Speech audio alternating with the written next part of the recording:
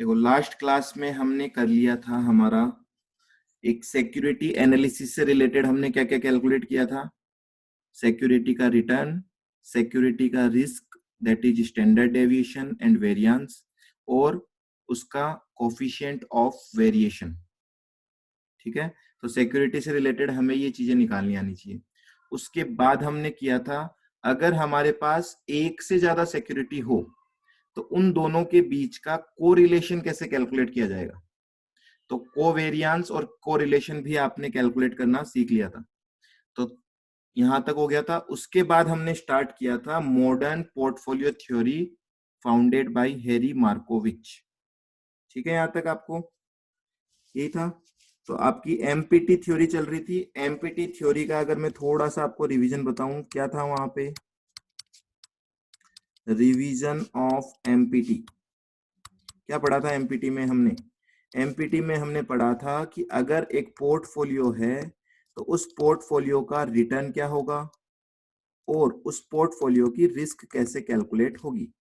तो हमने कहा पोर्टफोलियो का return is nothing but weighted average of individual securities. तो यहां तो कोई दिक्कत नहीं है, पर जो रिस्क है वो वेटेड एवरेज नहीं होती। वाई? क्या रीजन है? डाइवर्सिफिकेशन। यहाँ पे डाइवर्सिफिकेशन हो जाता है, और डाइवर्सिफिकेशन की वजह से बेनिफिट क्यों मिलता है, कौन बताएगा? कौन से फैक्टर की वजह से हमें बेनिफिट मिलता है? दो सिक्योरिटी के बीच अगर हम एक पोर्टफोलियो बनाते हैं दो सिक्योरिटी को लेके, तो हमारी जो रिस्क है वो रिड्यूस हो जाती है। क्या रीजन होता है उसका?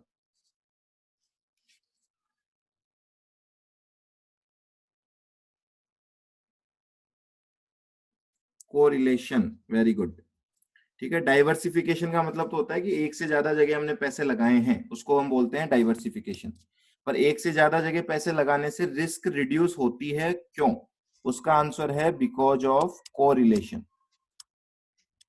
ठीक है, अब आगे की बात हमें इसी पे डिपेंड करती है हमारी, कि अगर कोरिलेशन की वजह से रिस्क रिड्यूस होती है तो क्या कोरिलेशन होना चाहिए जिससे कि रिस्क जो है हमारी वो मिनिमम हो जाए। तो नेक्स्ट टॉपिक डाल देता हूं मैं यहाँ पे। लास्ट कितना नंबर डाला था हमने, एक बार बताना मुझे। लास्ट कितना नंबर डाला था हमने? 3 था ना। अब उसी टॉपिक से रिलेटेड है इसलिए आप यहाँ पे डाल दो 3A। ठीक है, उसी से रिलेटेड है, वही एमपीटी की बात कर रहे हैं हम अभी तक। मॉडर्न पोर्टफोलियो थ्योरी की ही मैं बात कर रहा हूं। इसके अंदर अगर मैं कहूं मिनिमम रिस्क पोर्टफोलियो मुझे बनाना है, क्या बनाना है मुझे? Minimum risk portfolio. ऐसा पोर्टफोलियो जहां पे रिस्क क्या हो? मिनिमम। क्योंकि पोर्टफोलियो मैनेजमेंट के कुल मिला के दो ही ऑब्जेक्टिव होते हैं। कोई बता सकता है पोर्टफोलियो मैनेजमेंट के क्या दो ऑब्जेक्टिव है? पोर्टफोलियो मैनेजमेंट करने के दो ही तो ऑब्जेक्टिव होते हैं। Very good. एक तो आपने कहा मैक्सिमाइज करना रिटर्न को, और दूसरा आपने कहा मिनिमाइज करना रिस्क को। कितना इजी है समझना। पर माइक बंद कर दो अपना, किसका माइक चालू हो जाता है बार बार में?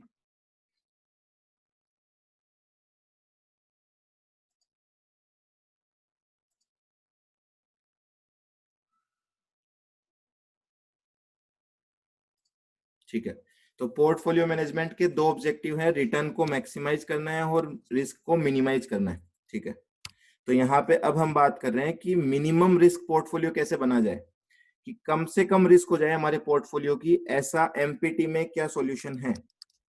तो आपको पता ही है रिस्क रिड्यूस होने का रीजन क्या है, वो है कोरिलेशन। तो ये सारी कहानी डिपेंड करती है कोरिलेशन के ऊपर। ठीक है, तो मैं यहाँ पे एक टेबल बना देता हूँ, नोट कर लीजिए कितना कोरिलेशन होगा तो कितनी आपको रिस्क रिडक्शन मिल सकती है। So the first column is correlation, और हेडिंग भी डाल देना, हम बात कर रहे हैं टू सिक्योरिटीज की।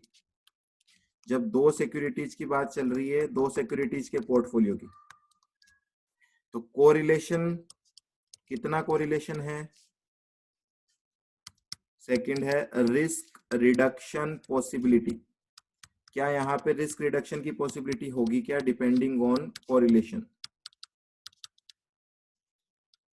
और लास्ट में बोल सकता हूं, क्या यहाँ पे जीरो रिस्क अचीव हो सकती है क्या? जीरो रिस्क का मतलब मैं यहाँ बोल देता हूँ, क्या एचडी ऑफ पोर्टफोलियो जीरो हो सकता है, हाँ या ना।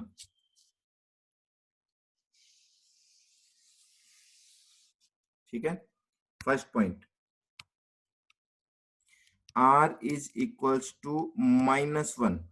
तो मैं उसी सीक्वेंस में चल रहा हूं। सबसे बेस्ट आउटकम होता है अगर आपका R -1 है तो वहां रिस्क रिडक्शन पॉसिबिलिटी है क्या, है, पॉसिबिलिटी भी है, और साथ में हम लिखेंगे मैक्सिमम रिस्क रिडक्शन। यहाँ पे आपका जो रिस्क रिड्यूस होगा वो होगा मैक्सिमम।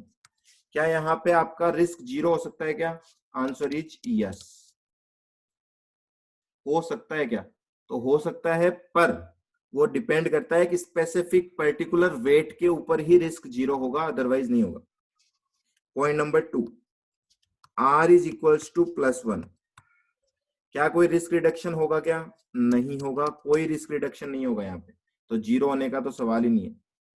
ठीक है, थर्ड, R कहां से कहां वेरी कर रहा है, देखो R is from not equal to -1 और R is not equal to +1, मतलब R जा रहा है -1 से +1 के बीच में कहीं।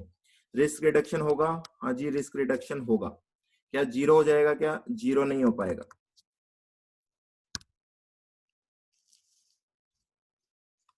ये टेबल आप बना लो।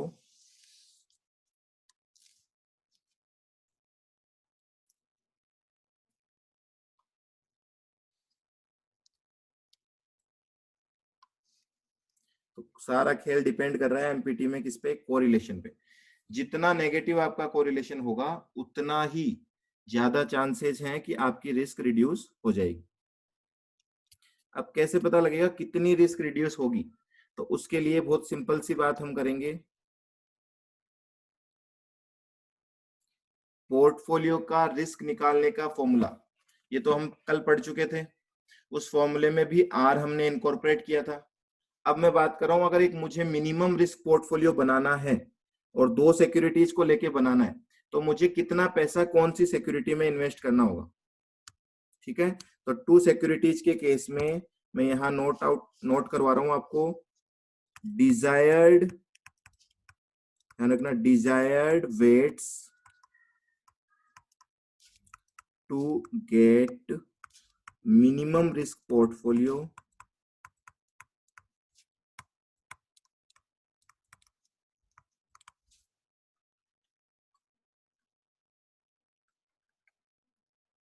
क्या हुआ, नोट नहीं किया क्या आप लोगों ने अभी तक,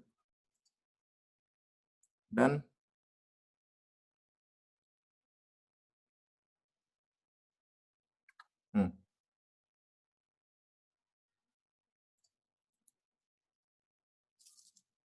desired weights to get minimum risk portfolio, कितने वेट रखे जाए यहाँ पे, तो फॉर्मूला दिया है हमें WX। तो दो सिक्योरिटी होगी, एक को मैं X मान रहा हूं, दूसरी को मैं Y मान रहा हूं। तो WX का फॉर्मूला क्या दिया है, याद करने के लिए देखो मैं इस तरीके से याद कर लो आप इसको, दूसरे का वेरिएंस, ऐसे लिखोगे तभी याद हो पाएगा। दूसरे का वेरिएंस माइनस कोवेरिएंस। अभी सारे के सारे वर्ड हम पढ़ चुके हैं तो आपको मीनिंग आना चाहिए। फिर बात कर रहा हूं मैं दोनों का वेरिएंस -2 कोवेरिएंस। तो अगर इसका फॉर्मूला लिखेंगे हम तो क्या आएगा, दूसरे का वेरिएंस WX निकाल रहे हैं, मतलब HD ऑफ Y का square minus covariance between X and Y divided by दोनों का वेरिएंस HD ऑफ X का square plus HD of Y का square -2 into covariance of X और Y। क्लियर, तो ये फॉर्मूले वाली शीट में भी लिख लेना और आपके मेन नोट्स में भी लिख लेना। अगर डब्ल्यू एक्स कैलकुलेट हो गया तो डब्ल्यू वाई ऑटोमेटिकली कैलकुलेट हो जाएगा, 1 - डब्ल्यू एक्स कर देंगे तो डब्ल्यू वाई आ जाएगा। अच्छा, इन वेट्स को यूज करने से क्या होगा? इन वेट्स को यूज करने से हमें अचीव होगा minimum risk portfolio. Minimum risk मतलब इससे कम रिस्क आप इस पोर्टफोलियो में ला ही नहीं सकते कुछ भी करके। कितने भी वेट यूज कर लो आप, इससे कम रिस्क नहीं ला सकते।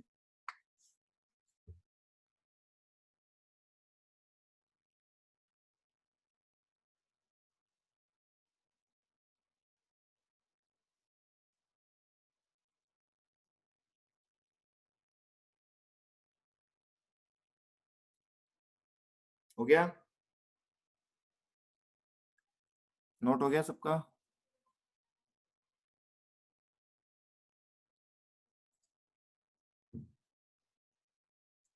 सबका नोट हो जाए तो एक बार बता देना।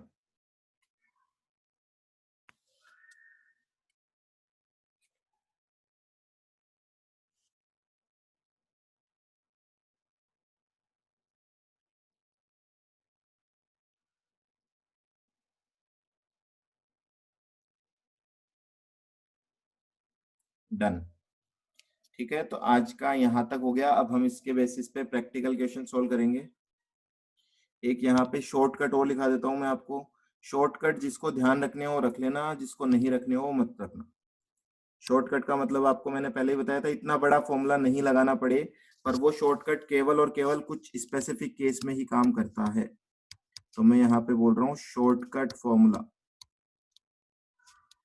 और ये शॉर्टकट फॉर्मूला केवल तभी काम आएगा व्हेन, हाँ जी अभी कर देता हूँ, अभी ले लेना। ये शॉर्टकट फॉर्मूला कब काम आ रहा है? जब r इज इक्वल्स टू -1। अगर r -1 है तो डब्ल्यू एक्स निकालने का एक और फॉर्मूला आप लिख सकते हो, वो है दूसरे का रिस्क अपॉन दोनों का रिस्क।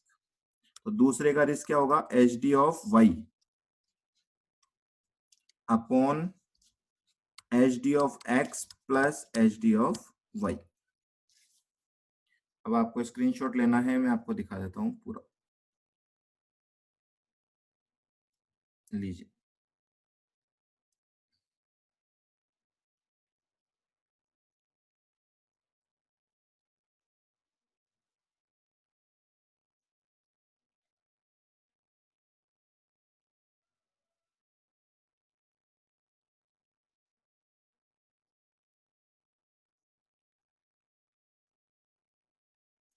और ऊपर वाला ये रहा।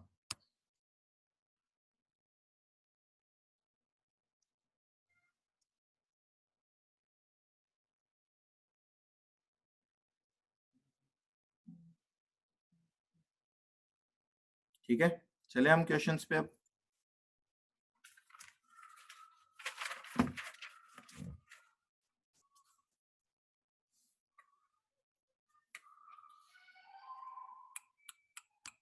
लो, दो ही स्क्रीन है, दोनों की स्क्रीनशॉट ले लो आप। इतना ही तो लिखा है आज।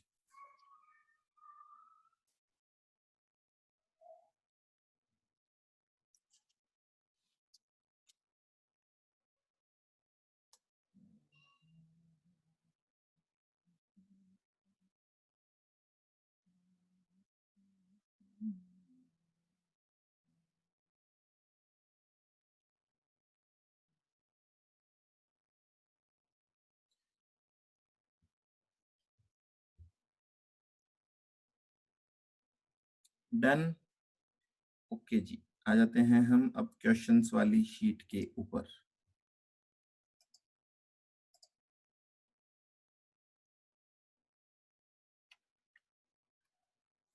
चलो, अब जो हमने पढ़ा है उससे रिलेटेड क्वेश्चन सोल्व करते हैं हम। इलस्ट्रेशन नंबर 1 नहीं है इससे रिलेटेड, इलस्ट्रेशन नंबर 2 भी नहीं है, इलस्ट्रेशन नंबर 3। ठीक है, ये हो जाएगा। एक बार और आगे चलते हैं। इलस्ट्रेशन नंबर 4, हाँ जी इलस्ट्रेशन नंबर 4 करना है। पहले तो मुझे बताओ, कल आपको एक होमवर्क दिया था मैंने, वो सोल्व हो गया क्या आपसे? कौन सा क्वेश्चन था होमवर्क? क्वेश्चन नंबर 10 था क्या? ये लो जी, आ जाते हैं एक बार 10 पे। बताओ क्या आंसर आया आपका इसका। Illustration number 10। सबके आंसर आ गए। इसमें क्या पूछा था? इसमें पूछा था portfolio return and portfolio risk. कितना आया बोलो फटाफट। पोर्टफोलियो का रिटर्न कितना आया आपका? आप बोल रहे हो 26%, और रिस्क आया है 25.83%। सबका यही है, किसी का अलग है वो बता सकता है। और बाद में इन्होंने पूछा था अगर 17% रिस्क लाना है, अगर आपका डिजायर्ड रिस्क 17% है तो आर कितना होना चाहिए? ये कितना आया? माइनस का कि प्लस का? माइनस का 0.269, माइनस का 0.269। ओके, सबको समझ में आया क्या? किसी को दिक्कत हुई इस क्वेश्चन को सॉल्व करने में? किसी को भी दिक्कत हुई हो तो बता दो, और सबने सॉल्व कर लिया तो बहुत अच्छी बात है। जिंदाबाद हो गया फिर, जिंदाबाद। ठीक है, फिर चलें आगे। आ जाओ, ये सबने कर लिया। देखो जो नहीं कर रहा है वो टाइमली कर लेना। मैं बार बार मैं आपको चेता रहा हूं यहाँ पे। रिस्क 24.17 आ रहा है हरीश का। वाई वाई वाई, हरीश ने कहा रिस्क आ रहा है।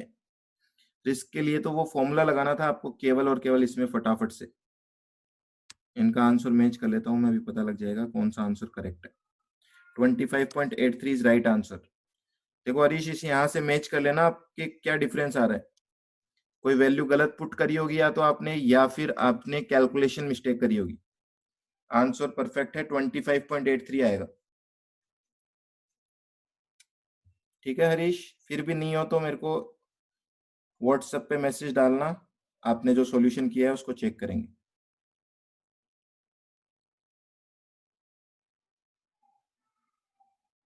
अब आ जाओ एक बार, इलस्ट्रेशन नंबर 4 करते हैं हम। लो जी, ये रहा आपका इलस्ट्रेशन नंबर 4।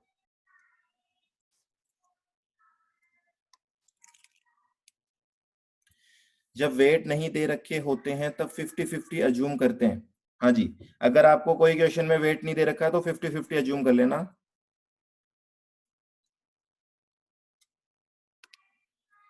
ठीक है, आ जाओ। Securities x and why have standard deviation 3% and 9%। तो दो सिक्योरिटी का रिस्क दे दिया आपको। Nitin is having a surplus of 20 lakhs for investment in these two securities. 20 lakh रुपए पड़े हैं नितिन भाई साहब के पास, उनको पैसे लगाने हैं शेयर मार्केट में। दो सिक्योरिटी को कंपेयर कर रहे हैं, वो दोनों का रिस्क दिख रहा है। रिस्क वाइज कौन सी सिक्योरिटी बढ़िया है? Security X. How much should he invest in each of the securities? इन भैया को पोर्टफोलियो बनाना है। देखो क्वेश्चन अभी तो आपको दिख रहा है क्योंकि मैं टॉपिक के बाद करवा रहा हूं। आपको ये भी चेक करना है कि वो ये चाह क्या रहा है यहाँ पे। क्या वो पोर्टफोलियो बनाना चाह रहा है या वो इंडिविजुअल दोनों में से एक सिक्योरिटी चूज करना चाह रहा है? समझ में आ रहा है क्या आपको इस क्वेश्चन को पढ़ के कि उसको पोर्टफोलियो बनाना है? वो बोल रहा है invest in each of the securities. तो आपको अभी तो पता लग रहा है, एग्जाम में नहीं पता लगेगा। तो आप अच्छे से क्वेश्चन को रीड करेंगे सबको। टू मिनिमाइज रिस्क, ये आ गया अपना खेल। उसका ऑब्जेक्टिव क्या है? रिटर्न मैक्सिमाइज करना कि रिस्क मिनिमाइज करना? रिस्क मिनिमाइज करना है। और रिस्क मिनिमाइज हमने अभी अभी पढ़ा है, अगर दो सिक्योरिटी को लेके रिस्क मिनिमाइज करना है तो आपको WX कैलकुलेट करना पड़ेगा using the formula. Okay, if the correlation coefficient for X and Y is, correlation coefficient दे रखे 1 2, कुल मिला के 4 क्वेश्चन है यहाँ पे। चलो स्टार्ट करते हैं हम एक बार। आ जाओ।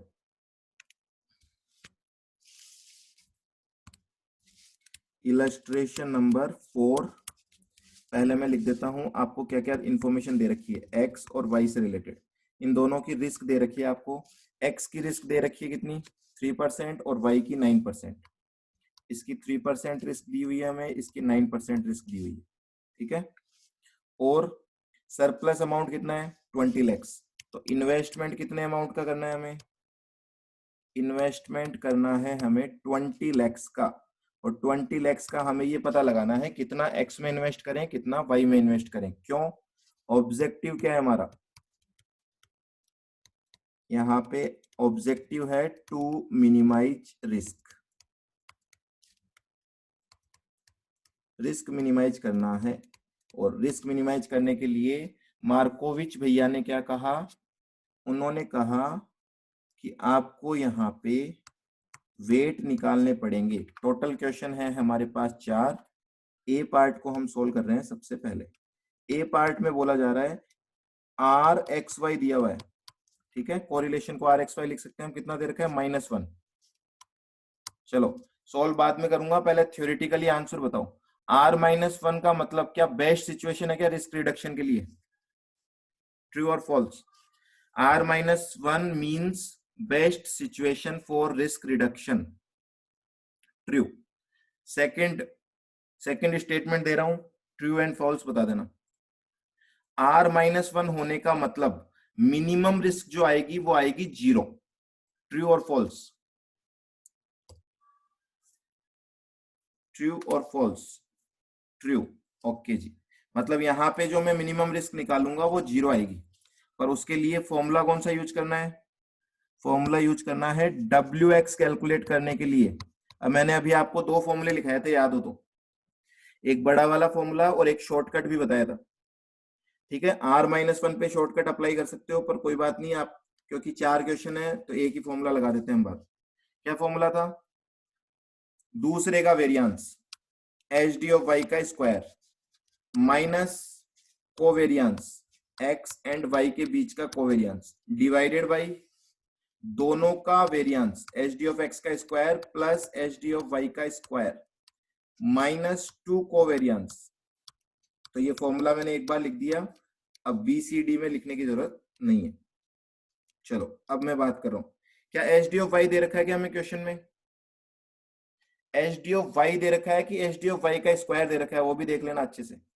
HD ऑफ y दे रखा है 9, तो हम क्या करेंगे यहाँ पे 9 का स्क्वायर करेंगे, ओके। माइनस कोवेरियांस, कोवेरियांस हमें नहीं दे रखा, ओ माय गॉड। अब क्या करें? अब हमें बनाना पड़ेगा एक यहाँ पे वर्किंग नोट, ठीक है। वर्किंग नोट बनाएंगे, वर्किंग नोट में निकालेंगे कोवेरियांस। कोई बता सकता है कोवेरियांस का कौन सा फॉर्मूला यहाँ पे यूज लूं? अभी तक हमने कोवेरियांस के 2 फॉर्मूले पढ़े हैं।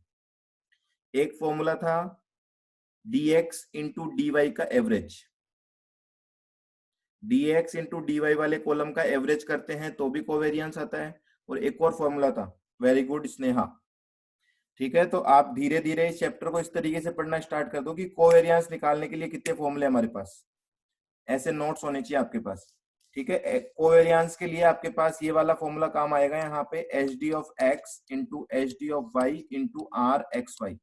मैंने सारे फॉर्मूले आपको लिखा रखे हैं, ऐसा कुछ भी नहीं है जो आपको बनाना है। HD ऑफ x था 3, HD ऑफ y था 9 और RXY कितना है? -1। कितनी वैल्यू आएगी बोलो? ये वैल्यू आएगी -27% स्क्वायर में होता है हमेशा कोवेरियंस। सही क्या आंसर? ओके जी, आंसर इज करेक्ट। चलो अब मैं यहाँ लिख रहा हूँ, देखना यहाँ पे सिंबल्स का खेल, जिसके मैथ्स में दिक्कत है उनको प्रॉब्लम हो सकती है। यहाँ पे -27 है ये, तो मैं इसको ब्रैकेट में लिख देता हूँ।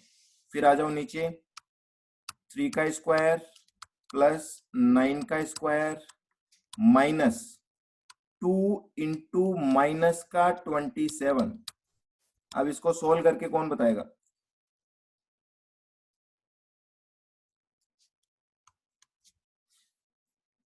इसको पूरे को सोल्व करके बताना है आपको। देखो 9 का स्क्वायर 81 हो जाएगा, इसमें कोई दिक्कत नहीं है। 27, तो देखो जहां कुछ नहीं होता वहां 1 लिख सकते हैं हम, सिंपल सी बात बोलूं तो आपको। तो -1 और -27 जब मल्टीप्लाई होंगे तो वो क्या हो जाएंगे? प्लस का हो जाएगा वो। 3 आ रहा है इसका आंसर? नहीं, 3 कैसे आएगा? 0.75 आ रहा है सबका, परसेंटेज में नहीं आएगा बेटा इसका आंसर। परसेंटेज में कैसे आएगा? देखो आप इसीलिए तो मैं आपको सिंबल्स लिखवा रहा हूँ। सिंबल्स लिख के काटोगे ना आप इनको, ये आएगा आपका 0.75 ओनली, कोई सिंबल नहीं आएगा इसके आगे।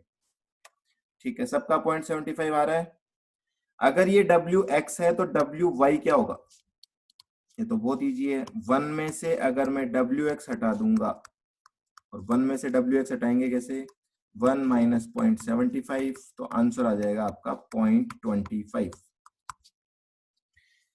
ठीक है, अब मुझे ये भी बता दो, देखो क्वेश्चन में वैल्यू दे रखी है तो आप भी वैल्यू लिख के आएंगे एग्जाम में। देयरफॉर,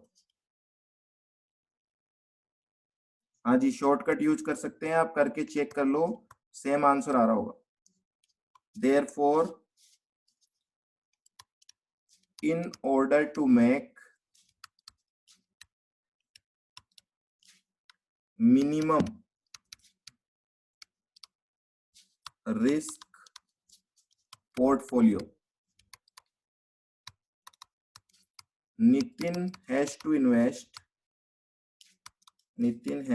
invest as under, कितना कितना इन्वेस्टमेंट करना है उसको?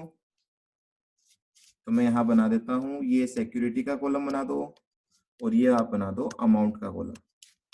जितना ज्यादा अच्छे तरीके से फॉर्मेट बना के आओगे उतने ही मार्क्स के चांसेस बढ़ जाएंगे आपके। Security X, security Y. X में लगाना है 20 लाख का 0.75 मतलब 15 लाख रुपीज, और यहां लगाना है हमें 20 लाख का 0.25 मतलब 5 लाख रुपीज। बोलो क्लियर है सबको? क्या यहां तक सबको क्लियर है? कोई प्रॉब्लम किसी को यहां तक? कुछ नहीं है, केवल क्वेश्चन अच्छे से पढ़ना है, उसमें समझना है क्या लगाना है और फॉर्मूला पुट करना है। चलो आगे चलते हैं हम। ये था हमारा ए वाला पोर्शन, अब आ जाते हैं बी पे।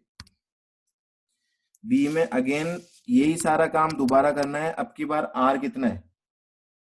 ठीक है, एक बार शॉर्टकट से भी बता देता हूं मैं, शॉर्टकट के लिए आप बोल रहे हो तो शॉर्टकट लगाएंगे हम यहाँ पे।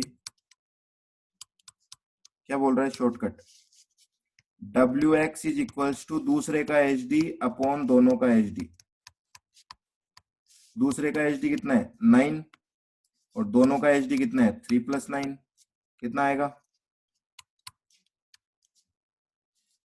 बोलो कितना आएगा? 0.75 आएगा क्या? और अगर ये 0.75 है तो WY कितना होगा? हो गया काम, वेट ही तो निकाला था हमने। पर ये शॉर्टकट में बस हमेशा ये चीज ध्यान रखनी होती है कि शॉर्टकट केवल और केवल तभी अप्लाई होगा इस केस में जब R-1 हो।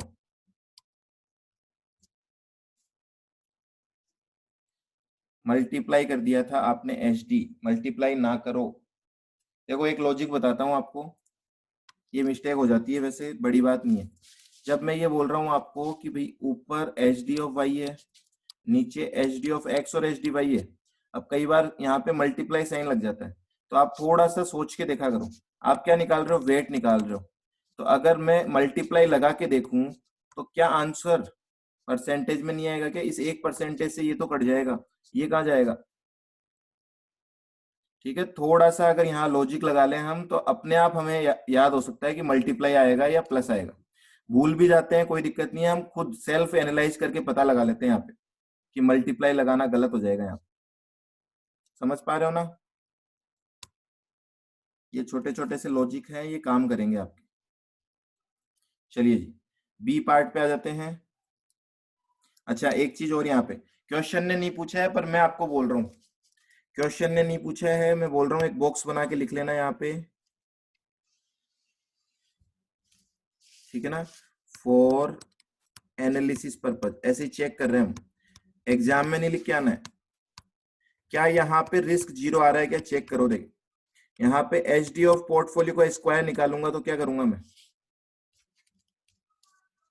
ठीक है, फॉर्मूला नहीं लिख रहा हूं मैं, क्या फॉर्मूला होता है? ए स्क्वायर। ए स्क्वायर मतलब HD of X 3 into weight of X इसका स्क्वायर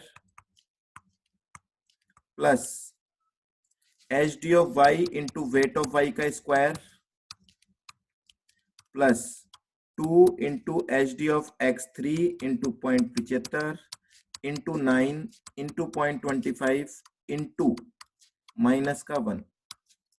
इसको कैलकुलेट करना और मुझे बताना क्या ये जीरो आ रहा है क्या। अगर ये जीरो आ रहा है इसका मतलब थ्योरी सही है, अदरवाइज थ्योरी इज वेस्टेज।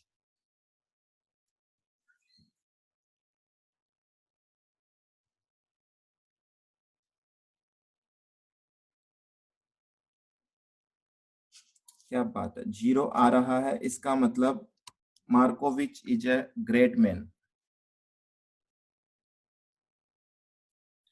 जिंदाबाद कर दो एक बार मार्कोविच जी।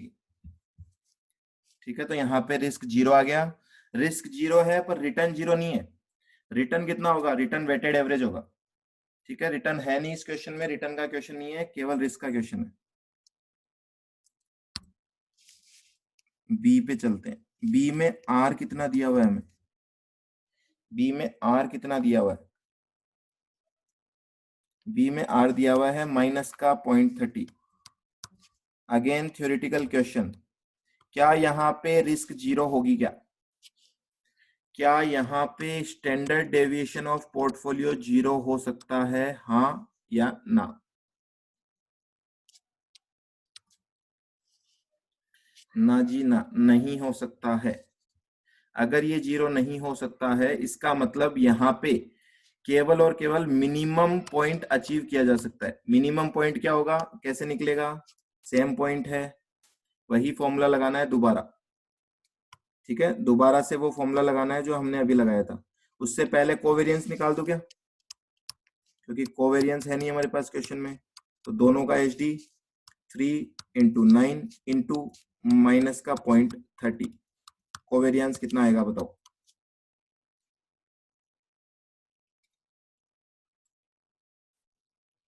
इट्स माइनस का 8.1 परसेंटेज स्क्वायर। यूनिट अगर लगाओगे एग्जाम में तो सही लगाना, अदरवाइज मत लगाना। ठीक है, डब्ल्यू एक्स, डब्ल्यू एक्स क्या होता है, दूसरे का वेरियांस। दूसरे का वेरियांस मतलब 9 का स्क्वायर माइनस कोवेरियांस अपॉन दोनों का वेरियांस, 3 का स्क्वायर प्लस 9 का स्क्वायर माइनस 2 इंटू माइनस का 8.1। बोलो डब्ल्यू एक्स कितना आएगा यहाँ पे, डब्ल्यू एक्स कितना आ रहा है, और डब्ल्यू एक्स आ जाएगा तो हमारे पास डब्ल्यू वाई भी आ जाएगा। आपने कहा 0.84 आ रहा है तो ये आ जाएगा 0.16। आंसर सही है क्या, एक बार टैली कर लेना, 0.84 सही है ना।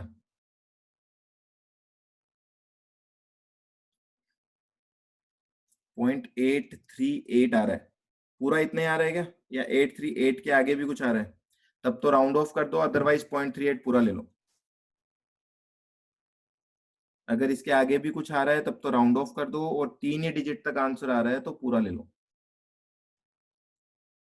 ठीक है, एग्जाम में 2 पॉइंट तक आपको आंसर देना अलाउड है, पूरी वैल्यू लेने की जरूरत नहीं है। पर कई बार अगर पॉइंट्स 3 पॉइंट तक ही आ रहा है तो फिर पूरे 3 ले लेने चाहिए ताकि आंसर अप्रोक्सीमेट ना हो जाए। ठीक है, यहां तक हो गया।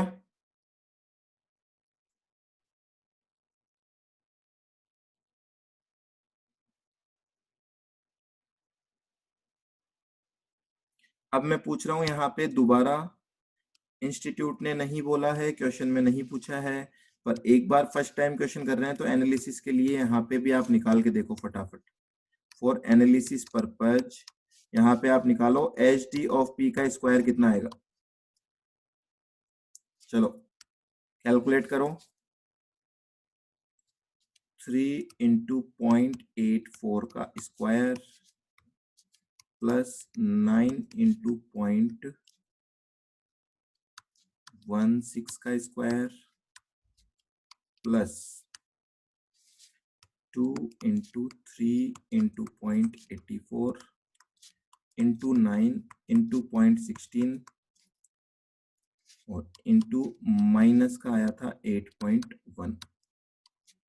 कितना आंसर आता है, क्यों चेक कर रहे हैं अभी मैं बताता हूँ आपको। ये आपको एग्जाम में नहीं दिखाना है, मैं अगेन बोल रहा हूँ, बॉक्स में लिख रहा हूँ, आप भी कुछ मार्किंग लिख लेना सॉल्यूशन में कि ये आपको दिखाना नहीं है।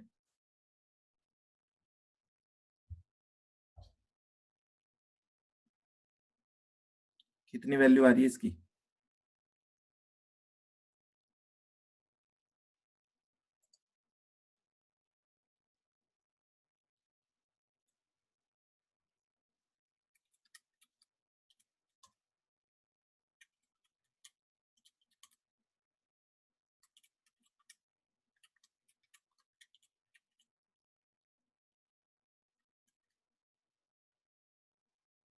अच्छा ये गलत लिख दिया गया, ये 8.1 थोड़ी है, 1 मिनट, ये तो 0.30 था ना। आर आर माइनस का 0.30 है, आर इज माइनस 0.30।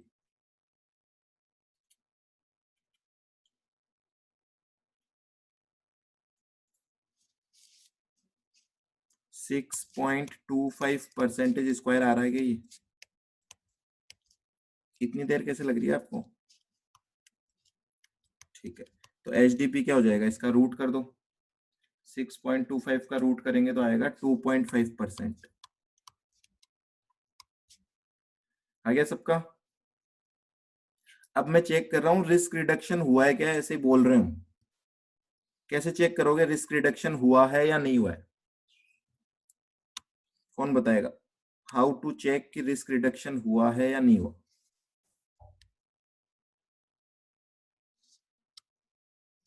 हम बोल रहे हैं ये मिनिमम रिस्क है, कुछ भी कर लो इस पोर्टफोलियो में, कोई भी वेट लगा के देख लो, इससे कम रिस्क अचीव नहीं किया जा सकता। दूसरे वेट पे चेक करो, चलो वेरी गुड, ठीक है, ये तो आपको दूंगा मैं एक्सरसाइज। मैं यहाँ पे बोल रहा हूं अगर मैं मान लूं कि वेटेड एवरेज होता तो क्या होता, ठीक है, if H D P is equals to weighted average होता तो कितना रिस्क होता हमारा? क्योंकि ये थ्योरी यही तो बोल रही है ना कि वेटेड एवरेज क्यों नहीं होगा, क्योंकि रिस्क कट जाएगी। तो चेक कर रहे हैं रिस्क कट रही है क्या नहीं कट रही है। यहाँ पे देखो कितनी कट रही है, वेटेड एवरेज होता तो क्या होता, 3 × 0.84 सिंपल प्लस 9 × 0.16 कितना 6% आता। अब कितना आ रहा है 2.5%। इसका मतलब रिस्क तो कट रही है, पर ये मिनिमम है क्या, इसके लिए आपको अलग अलग वेट्स ट्राई करने पड़ेंगे। तो उसके लिए मेरे पास तो एक्सेल है, आपके पास भी एक्सेल होगी, किसी को मन में आता है तो एक्सेल में जाके चेक कर सकता है, और जब जिसको नहीं आता है वो कोई दिक्कत नहीं है, आगे सॉल्यूशन करते रहो। पार्ट नंबर सी, चलो अब ये आपको करना है फटाफट से, मैं आपको लिख देता हूँ वैल्यू। आर इक्वल टू 0 है, करो फटाफट कैलकुलेट, बताओ अगर आर 0 है तो कोवेरियंस कितना होगा? अगर आर 0 है तो ऑब्वियसली कोवेरियंस भी तो 0 होगा, क्योंकि तीनों का मल्टीप्लीकेशन ही तो होता है वो। तो ये फटाफट सॉल्व होगा।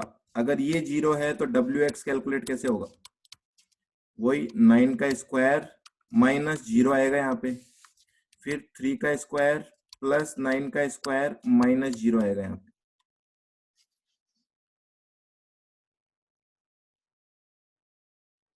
0.90, 3.96 क्या आ रहा है, 3.96 क्या आ रहा है पिछले क्वेश्चन का आंसर, ये वाला 6 की जगह 6 किसने बताया था, 3.96% आ रहा है यहाँ पे, और जबकि रिस्क कट कुटा के कितनी आ रही है 2.5%, मतलब कट तो रही है ना। ठीक है, तो वेटेड 3.96 आना चाहिए, पर एक्चुअल में रिस्क आ रही है 2.5, मतलब कट कुटा के रिस्क कम आ रही है। ठीक है, बस यही चेक करना होता है, तो एनालिसिस एक बार ही करना है, हर क्वेश्चन में नहीं करना। तो डब्ल्यू एक्स 0.90 आ गया, तो डब्ल्यू वाई कितना आएगा 0.10। अब मैं इसका एनालिसिस नहीं कर रहा हूं, आप समझ चुके हो। यहाँ पे मिनिमम रिस्क पोर्टफोलियो बन जाएगा। डी पे आ जाओ, डी में आर कितना दे रखा है आपको, डी में आर दे रखा है 0.60। अब पहले तो मुझे ये बताओ यहाँ पे रिस्क बढ़ेगी या कम होगी, मतलब रिड्यूस तो होगी, पर इनको चारों को अगर कंपेयर करूं तो आर -1 की तरफ होता है तो रिस्क सबसे ज्यादा कटती है, आर +1 की तरफ होता है तो रिस्क कम कटती है। +1 होगी तो कुछ नहीं कटेगी, और +1 से कम होगी तो कटेगी, पर उस हद तक नहीं कटेगी जितनी माइनस में कटती है। तो यहाँ पे रिडक्शन होगा तो सही, पर बहुत ज्यादा नहीं होगा। कोवेरियंस कितना है यहाँ पे, करो फटाफट, 3 इंटू 9 इंटू 0.6 कितना आएगा? ये आएगा 16.2% फिर आप निकालोगे क्या? डब्ल्यू एक्स कितना आएगा? वही 9 का स्क्वायर माइनस 16.2 डिवाइडेड बाई 3 का स्क्वायर प्लस 9 का स्क्वायर माइनस 2 इंटू 16.2। बताओ डब्ल्यू एक्स कितना आएगा और डब्ल्यू वाई कितना आएगा?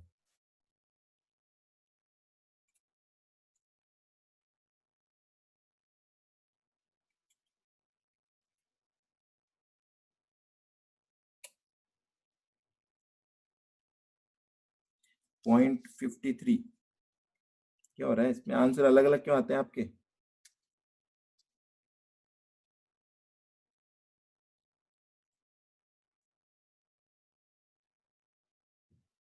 कईयों के 0.53 आ रहा है, एक बार चेक करना पड़ेगा इसका मतलब।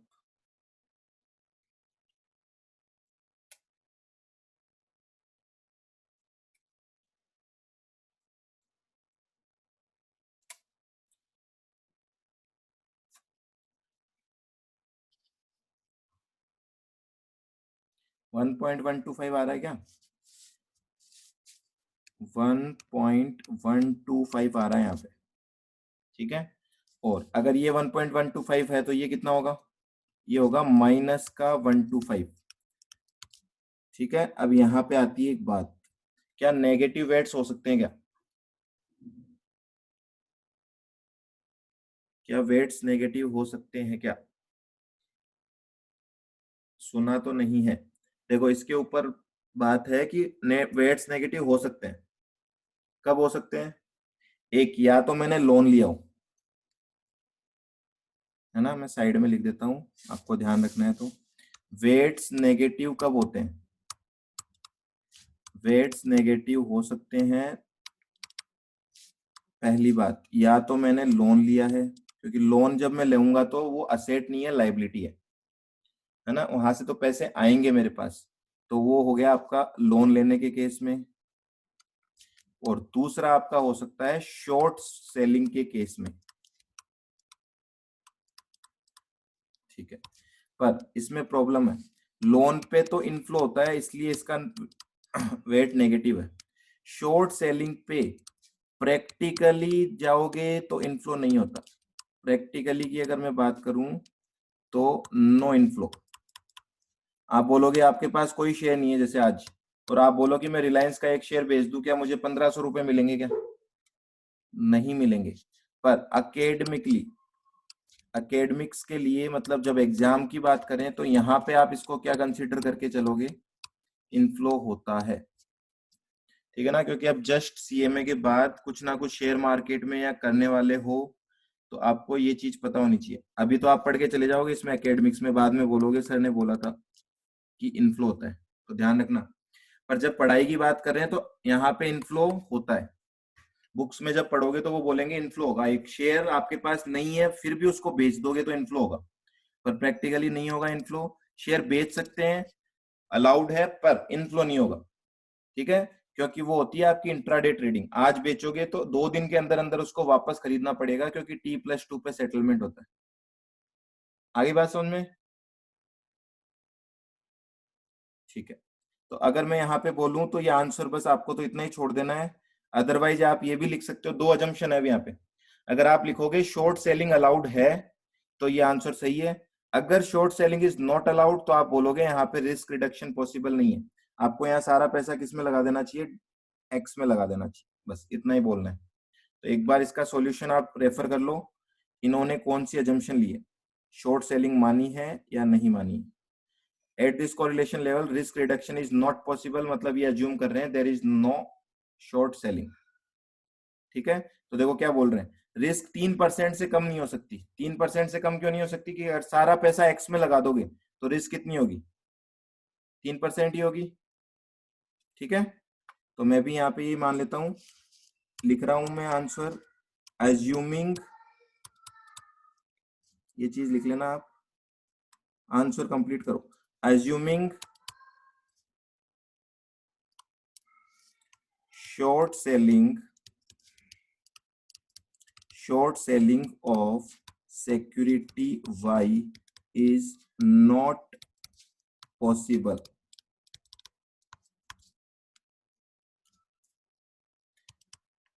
Therefore, WX should be equal to कितना 1 and WY should be equal to कितना 0. लोन गिवन में भी बिटवीन 2 ही देखेंगे क्या? वो होता ही नहीं है. मैंने तो आपको शॉर्ट सेलिंग बताई है. दो सिक्योरिटी में कहाँ लोन का क्वेश्चन होगा? एक लोन हो जाएगा तो एक ही सिक्योरिटी बचेगी फिर तो. ठीक है, मैंने तो आपको शॉर्ट सेलिंग बोला है. तो यहाँ पे therefore no risk reduction possible. और आप अदरवाइज एजम्पशन लेते तो आंसर चेंज हो जाता. अगर नेगेटिव वेट्स लेते तो आंसर चेंज हो जाता. ठीक है. यहाँ पे हाँ, एक चीज मैंने इसमें छोड़ी है, वो आपको लिखना है. इन्वेस्टमेंट आप इस तरीके से बता के आओगे अमाउंट वाइज, जैसा मैंने फर्स्ट पॉइंट में बताया था. ये वाला आपको हर पॉइंट में आंसर बनाना है कि सिक्योरिटी एक्स में कितना लगाना है और वाई में कितना लगाना है. ये टेबल हर क्वेश्चन के साथ अटैच होनी चाहिए आपकी. इसी के मार्क्स हैं, बाकी किसी के मार्क्स नहीं है, क्योंकि अमाउंट दे रखा है क्वेश्चन में. ठीक है, गॉट इट? हाँ या ना बोलो.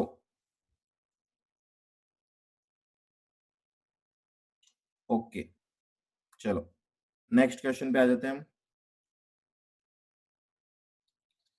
इलस्ट्रेशन नंबर 4 हो गया हमारा. इलस्ट्रेशन नंबर ठीक है 5 भी है. 5 पे आ जाते हैं. क्वेश्चन का ऊपर का दिखाना है आपको. ये लीजिए, ये रहा क्वेश्चन. Question number 4 complete. किसी को कोई क्वेरी है इससे रिलेटेड तो वो पूछ लो. जहां क्वेरी आए वहीं सल्टा दो. इकट्ठा करने का नहीं. इकट्ठा करोगे क्वेरी को तो फिर वो इकट्ठी होती जाएगी और वो नासूर बन जाएगा फिर.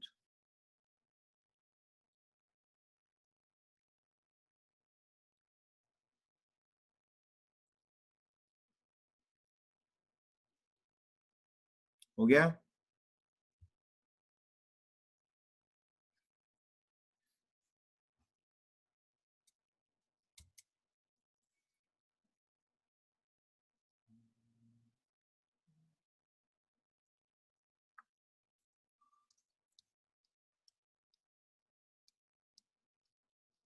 आंसर में क्या दिखाना है बोलो. ये वाला.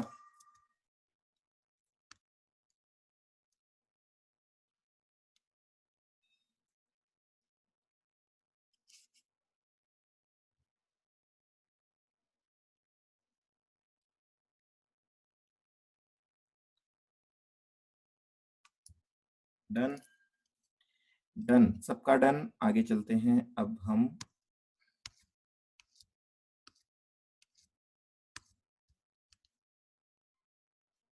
चलो इलस्ट्रेशन 5 पे आ जाओ. ये रहा illustration number 5.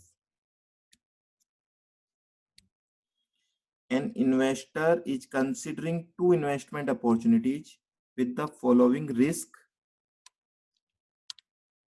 and return characteristics. मतलब आपके पास दो इन्वेस्टमेंट अपॉर्चुनिटी है, तो दो ही सिक्योरिटी हुई P और Q. दोनों का रिटर्न दे रखा है, दोनों का रिस्क दे रखा है. ठीक है. Investor plans to invest 80% of its available funds in share P and 20% in Q. तो देखो यहाँ पे वो खुद ही अपने मन से बोल रहा है मैं कितना कितना इन्वेस्ट करना चाहता हूं. तो क्या उसका पोर्टफोलियो मिनिमम रिस्क का बनेगा क्या? नहीं. हो भी सकता है कि उसने जो वेट्स चूज किए हैं वो मिनिमम रिस्क वाले हों, पर यहाँ पे क्वेश्चन मिनिमम रिस्क का नहीं है. वो बोल रहा है अगर वो 80% लगाता है P में और 20% लगाता है Q में. पूछना क्या चाहते हैं? The directors believe that correlation coefficient between returns +1. +1 पे रिस्क रिडक्शन कितना होता है? कितना रिस्क रिडक्शन होता है +1 पे? No risk reduction. कोई रिस्क रिडक्शन नहीं होता यहाँ पे. और कोई रिस्क रिडक्शन नहीं होता मतलब वेटेड एवरेज कर दो, डायरेक्ट आंसर लिख दो. ठीक है, कोई फॉर्मूला लगाने की जरूरत नहीं है। रिस्क रिडक्शन 0 होता है ना, ये बोलना चाह रहे हो आप? ओके, पूछा क्या है अब इन्होंने, calculate return from the proposed portfolio, मतलब पोर्टफोलियो का रिटर्न निकालना है RP of shares of P and Q. ठीक है, तो एक पोर्टफोलियो आपको बनाना है, वेट्स आपको दे रखे हैं, उस पोर्टफोलियो का रिटर्न निकालना है। Okay, calculate risk of portfolio, HDP निकालना है, ध्यान रखना। ठीक है, एचडीपी निकाल देंगे हम फॉर्मूला लगा के। Suppose the correlation coefficient between P and Q was -1, अगर +1 की जगह -1 होता तो अब तो भैया रिस्क रिडक्शन मैक्सिमम हो सकता है। How should the company invest its fund in order to obtain zero risk portfolio, देखो दिख रहा है आपको क्वेश्चन में, जीरो अगर आपको एचडीपी चाहिए तो कितने वेट्स लें हम यहाँ पे, वेट ऑफ एक्स पूछा है और वेट ऑफ वाई पूछा है। क्वेश्चन समझ में आ गया सबको? सबको क्वेश्चन समझ में आ गया, हाँ या ना? जल्दी से बोलो ताकि सॉल्व फटाफट करें। कोई क्वेश्चन में डाउट है तो अभी बता दो, अदरवाइज तो बहुत इजी क्वेश्चन हो गया। ठीक है, चलो फटाफट से सोल्व कर देते हैं इसको। Illustration number 5, illustration number 5, first point, अलग अलग पॉइंट है क्वेश्चन में, देखो सबसे पहले पूछ रहा है वो आरपी निकालो, तो जो इंफॉर्मेशन है पहले तो मैं वो लिख लेता हूँ। आपको दे रखा है इन्होंने दो शेयर दे रखे पी और क्यू, रिटर्न 15/22 है, दोनों के रिटर्न कितने हैं 15% और 22%, दोनों का रिस्क कितना है 3% और 7%। रिस्क का मतलब क्या होता है स्टैंडर्ड डेविएशन, 3% एंड 7%। और फर्स्ट पार्ट और सेकंड पार्ट के लिए तो आर हमें क्या दे रखा है, ए से बोला क्या, ए में क्या बोल रहे हैं आरपी कैलकुलेट करना है, रिटर्न ऑफ पोर्टफोलियो कैलकुलेट करना है हमें। क्या फॉर्मूला होता है रिटर्न ऑफ पोर्टफोलियो का, वेटेड एवरेज, वेरी सिंपल। तो मैं बोल दूंगा रिटर्न ऑफ सिक्योरिटी पी, इसको पी ओ आर टी लिख दो आप ताकि कंफ्यूजन ना हो। रिटर्न ऑफ पोर्टफोलियो निकाल रहे हैं तो RP into weight of P करेंगे plus R Q into weight of Q करेंगे। लो जी, 15 इंटू क्या वेट दे रखा था 0.80 तो पी में लगाए हैं और 0.20 क्यू में लगाए हैं, तो यहां कर दो 0.80 प्लस 22 इंटू 0.20 कितना होगा, वेटेड एवरेज ही करते हैं हम इसमें, आंसर आ रहा है 16.4%। जिसका अलग आ रहा है वो एक बार चेक करना क्यों अलग आ रहा है आपका। 16.4% रिटर्न ऑफ पोर्टफोलियो, कितने छोटे छोटे से क्वेश्चन बनाए।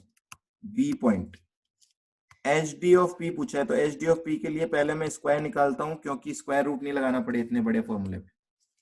ठीक है, अब बताओ क्या पहले यहाँ तो शॉर्टकट फॉर्मूला लगा सकता हूँ क्या मैंने आपको 3 शॉर्टकट फॉर्मूले लिखाए थे, याद हो तो आपको, आर इक्वल टू 0 पे भी लगता है, R equal to +1, R equal to -1। Should we go by shortcut और लॉन्ग कट?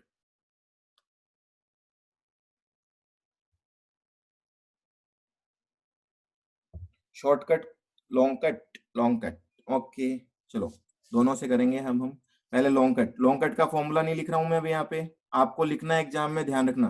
पहले आप यहाँ फॉर्मूला लिखोगे, मैं इंडिकेट कर देता हूँ, पहले यहाँ फॉर्मूला आना चाहिए, उसके बाद क्या फॉर्मूला था ए स्क्वायर, ए 3 और 7 है,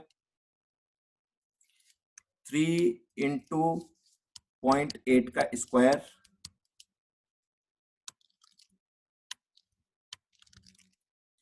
फिर सॉरी प्लस बी 7 इंटू 0.2 का square plus 2 into 3 into 0.8 into 7 into 0.2 into R, R कितना है, आर इज +1, फर्स्ट पार्ट में आर +1 था। लो जी भैया, इसका आंसर हमें बता दीजिए,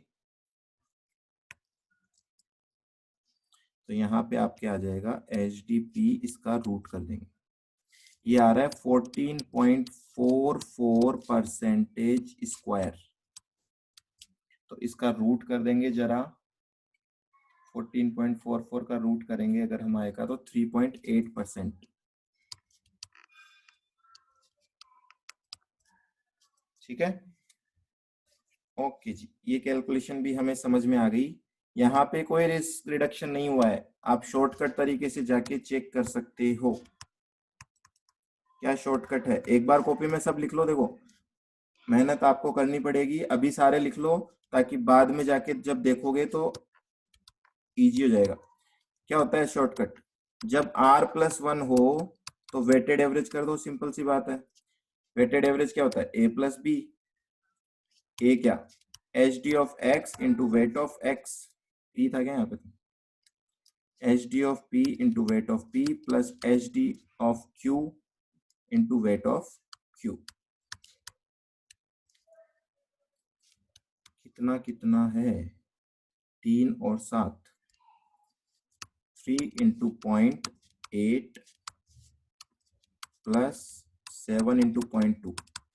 आंसर आना चाहिए 3.8। आ रहा है क्या या नहीं आ रहा, आ रहा है। तो देखो, शॉर्टकट भी लगाओगे तो एग्जाम में चलेगा, कोई दिक्कत नहीं है। आपको इतना होना चाहिए कॉन्फिडेंस खुद के ऊपर कि हाँ मुझे पता है इस पे ये शॉर्टकट वर्क करेगा। ठीक है, कंफ्यूजन हो तो मत लगाना, लॉन्ग कट तो हमेशा वर्क करेगा ही करेगा।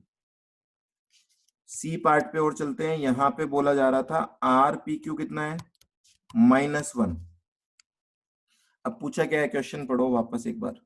सपोज आर -1 है तो आपको how should the company invest, weight पूछे। ठीक है, WX WY। तो WX WY के लिए पहले तो आपको कोवेरियंस चाहिए ना, कोवेरियंस चाहिए आपको। कोवेरियंस किसके बीच में चाहिए, P और Q के बीच में। और कोवेरियंस के लिए फॉर्मूला क्या लगेगा, H D of x H D of P into H D of Q into RPQ। ठीक है, H D of P 3 into 7 into -1, तो ये आ जाएगा -21% और फिर अब आप निकाल दोगे यहाँ पे WX।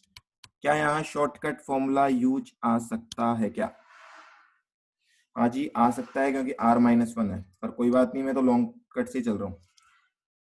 ठीक है, अगर यहाँ पे आप शॉर्टकट लगाते तो आपको कोवेरियंस भी नहीं निकालना पड़ता। ठीक है, तो दोनों तरह के स्टूडेंट्स हैं, मैं दोनों के लिए निकाल देता हूँ। आपको यहाँ पे निकालना है दूसरे का वेरियंस, तो 7 का स्क्वायर माइनस कोवेरियंस अपॉन दोनों का स्क्वायर, मतलब दोनों का वेरियंस, तो 3 का स्क्वायर प्लस 7 का स्क्वायर माइनस 2 कोवेरियंस, 2 कोवेरियंस। कितना आता है बोलो, इससे आंसर कितना आ रहा है, तो WX भी आ जाएगा यहाँ पे और WY भी आ जाएगा यहाँ पे। अगर यहाँ शॉर्टकट लगाता तो मुझे ना कोवेरियंस निकालना पड़ता और ना ये फॉर्मूला लगाना पड़ता। 0.7 तो आ रहा है WX, तो 0.30 आ जाएगा आपका WY। ठीक है, शॉर्टकट भी दिखा देता हूँ आपको। शॉर्टकट में क्या करना है आपको, सिंपली तो मैं बोल देता हूँ नो कोवेरियंस रिक्वायर्ड। शॉर्टकट में कोई कोवेरियंस की जरूरत नहीं है, WX इज इक्वल्स टू, पर ये केवल तभी लग सकता है जब R-1 हो, ध्यान रखना। क्या होता है, दूसरे का HD अपॉन दोनों का HD। दूसरे का HD 7 था, दोनों का HD 3 + 7 था, तो आंसर आएगा 0.7, WX 0.7। बोलो आया समझ में।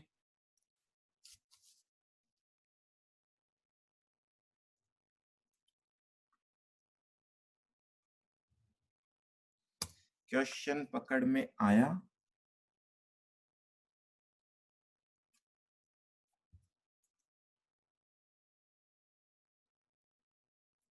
ओके, बोलो इजी है क्वेश्चंस के हार्ड लग रहे हैं, और इजी भी ज्यादा इजी लग रहे हैं या नॉर्मल लग रहे हैं, जैसा आपका इजी, एवरेज, एवरेज है क्या इजी है, अभी तो इजी पार्ट चल रहा है। अभी तो कुछ नहीं है, एक फॉर्मूला दे दिया गया है, उस फॉर्मूले से कैलकुलेट करना है। ठीक है, ज्यादा दिमाग नहीं लगाना पड़ रहा। अभी आगे चलते हैं, अब एक बार नेक्स्ट क्वेश्चन पे आ जाओ। हाँ जी, नेक्स्ट क्वेश्चन पे चलते हैं। इलस्ट्रेशन नंबर नहीं, ये भी नहीं करना हमें। उसके बाद आ जाते हैं, इलस्ट्रेशन 7 तो हो चुका है हमारा।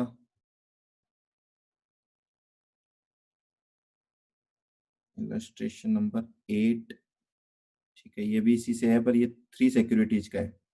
तो अभी हम 3 की बात करते हैं। एक बार एक क्वेश्चन और देख लेते हैं उससे पहले। 10 हो ही चुका है हमारा।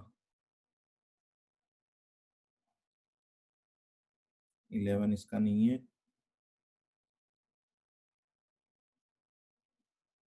ठीक है, 12 इसी का है। चलो, इससे पहले एक बार मैं आपको 3 सिक्योरिटीज की बात कर लेते हैं। अगर यहाँ पे एमपीटी की बात करें हम, मॉडर्न पोर्टफोलियो थ्योरी में हमने 2 सिक्योरिटी का तो निकाल लिया, ठीक है, क्योंकि वो इसी से रिलेटेड है, तो पहले उनको खत्म कर देते हैं। देखो, एमपीटी में हमने क्या किया था, मैं इसी में लगा रहा हूं, 3B लिख रहा हूं। एमपीटी थ्योरी चल रही है। अब मैं बात कर रहा हूं, अगर 3 सिक्योरिटीज हो, 2 सिक्योरिटीज का तो हमने पढ़ लिया, 3 सिक्योरिटीज का रिटर्न कैसे निकालेंगे पोर्टफोलियो का, और रिस्क कैसे निकालेंगे पोर्टफोलियो की। कुछ भी नहीं है, सेम वही तरीका है रिटर्न का। तो सिंपल सा तरीका है, वेटेड एवरेज कर दो। क्या होगा फॉर्मूला वेटेड एवरेज का, RP should be equal to weight of, sorry, return of A into weight of A plus return of B into weight of B plus return of C into weight of C. तो इसमें तो कोई दिक्कत आएगी नहीं, ठीक है। Risk वाले पॉइंट को देखना है आपको। एच डी ऑफ पोर्टफोलियो कैसे कैलकुलेट करेंगे, क्या ये वेटेड एवरेज होगा, क्या ये वेटेड एवरेज होगा? किसको लगता है ये वेटेड एवरेज होगा और किसको लगता है नहीं होगा वेटेड एवरेज? वेटेड एवरेज नहीं होगा। बस वही करना है जो वहां पे किया था। 2 सिक्योरिटीज में कैसे याद करवाया था मैंने बोला था ए प्लस बी का होल स्क्वायर, याद किया ना बचपन में। तो 3 सिक्योरिटी होगी तो ए प्लस बी प्लस सी का होल स्क्वायर याद किया गया बचपन में। आता है क्या, बोलो? ए प्लस बी प्लस सी का होल स्क्वायर निकालना आपको। वेटेड एवरेज होगा ना? क्यों होगा वेटेड एवरेज? क्या हमने 2 सिक्योरिटीज में रिस्क को वेटेड एवरेज किया था क्या? क्या कोरिलेशन की वजह से रिस्क रिड्यूस नहीं होगी क्या?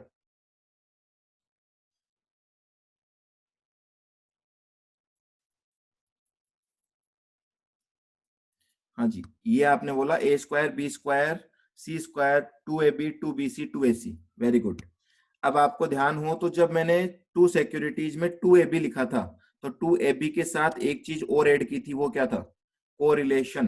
तो यहाँ पे मुझे ये बताओ, 3 सिक्योरिटीज के बीच में क्या कोरिलेशन हो सकता है क्या कभी? क्या 3 सिक्योरिटीज के बीच में कोरिलेशन हो सकता है? नहीं। कोरिलेशन का मतलब ही होता है कि 2 सिक्योरिटीज के बीच। तो यहाँ पे मैं बोलूंगा 3 कोरिलेशन हमें फाइंड आउट करने पड़ेंगे। एक सिक्योरिटी ए और बी के बीच में, एक बी और सी के बीच में, और एक ए और सी के बीच में।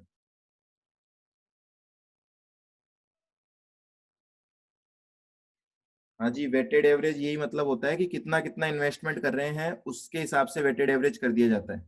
तो कभी भी रिस्क वेटेड एवरेज नहीं होती, यही तो पढ़ रहे हैं हम। मार्कोविच थ्योरी का जो मेन थीम है वो यही तो है कि रिटर्न तो वेटेड एवरेज हो जाता है, पर रिस्क जो है वो वेटेड एवरेज नहीं होती, ठीक है। रिस्क वेटेड एवरेज नहीं होती क्योंकि रिस्क में कोरिलेशन का बेनिफिट हमें मिल जाता है। अब यहाँ फॉर्मूला क्या लिखना है वो देखो। यहाँ मैं लिखूंगा ए स्क्वायर मतलब H D of A into weight of A इसका square plus H D of B into weight of B इसका square plus H D of C into weight of C इसका स्क्वायर। तो ये तो हो गया आपका। अगर वैसे याद करोगे तो ए square B square C square, और ये जो आंसर निकल रहा है ये स्क्वायर निकल रहा है अभी, plus 2ab 2 into H D of A weight of A H D of B weight of B into R A B, अच्छे से ध्यान रखना इन चीजों को, प्लस अब मैं बोल रहा हूं 2BC, 2 × B मतलब H D of B into weight of B into H D of C into weight of C into R B C, क्योंकि 3 कोरिलेशन निकलेंगे यहाँ पे, plus 2 × AC, H D of A into weight of A plus H D of C, sorry plus नहीं लगाना, multiply H D of C into weight of C into R A C, और ये जो आ जाएगा इसके हिसाब से आपका एच डी ऑफ पोर्टफोलियो आ जाएगा, आप इसका रूट कर दोगे। क्लियर है सबको? तो कुछ नया याद करने की जरूरत नहीं है, केवल लॉजिकली समझ लो कि 2 सिक्योरिटीज में a प्लस बी का होल स्क्वायर किया था, यहाँ पे a प्लस बी प्लस सी का होल स्क्वायर हो जाएगा।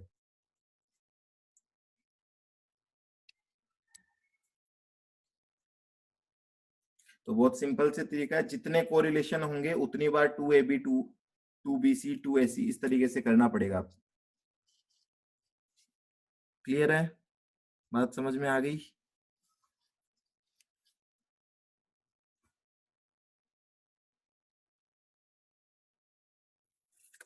अगर यहाँ 4 सिक्योरिटीज हो तो क्या होगा? क्या आप अपने आप फॉर्मूला बना सकते हो क्या? मुझे ये बता दो। अगर 4 सिक्योरिटीज हो तो क्या खुद फॉर्मूला बना सकते हो या नहीं बना सकते? बना सकते हो।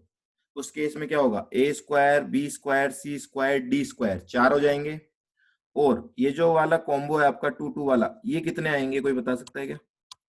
जैसे यहाँ पे 3 सिक्योरिटीज में ये 3 बार आया था, 4 सिक्योरिटीज में कितनी बार आएगा ये? नहीं, 4 बार नहीं आएगा। देखो आपको लगा 2 में 2 बार, 4 में 6 बार आएगा वो। हाँ जी, 4 में 6 बार आएगा। 4 में कितने कोरिलेशन निकलेंगे? जितने कोरिलेशन होंगे उतनी बार तो आएगा ना। 3 × 2 6, हाँ जी 6 बार आएगा उसमें। तो इतना बड़ा क्वेश्चन नॉर्मली एग्जाम में नहीं आता, पर आपके बुक में एक क्वेश्चन है तो आपको वो भी सोल्व करना है। ठीक है, समझ में आ गया ये? आ जाओ एक क्वेश्चन देखते हैं इसका। एक क्वेश्चन आया था अभी इसके ऊपर,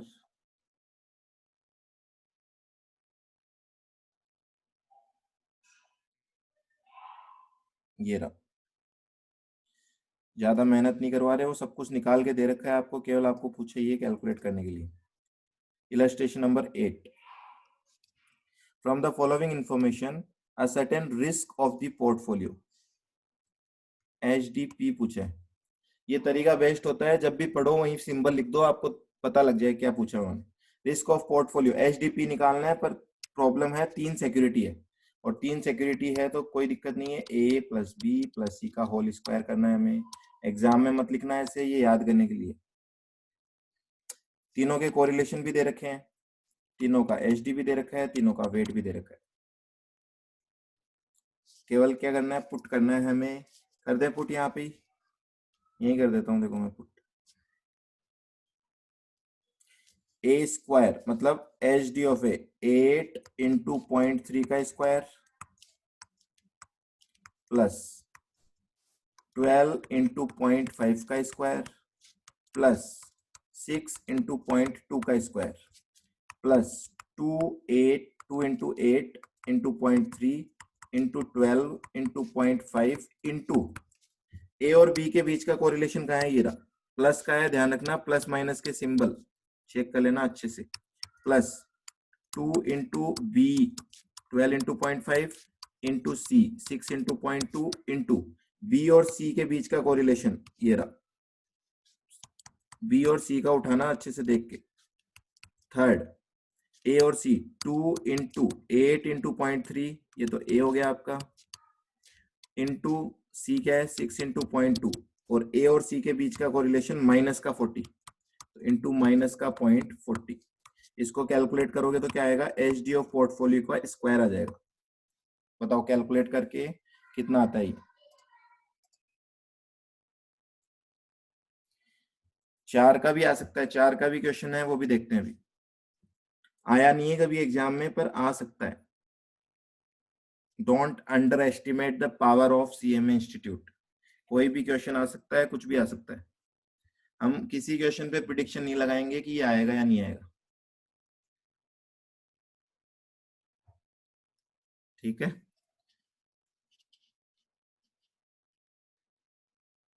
ये प्रिडिक्शन लगाना है तो किसी एस्ट्रोलॉजर से मिलना पड़ेगा फिर आपको। इसका आंसर बताओ फिलहाल तो।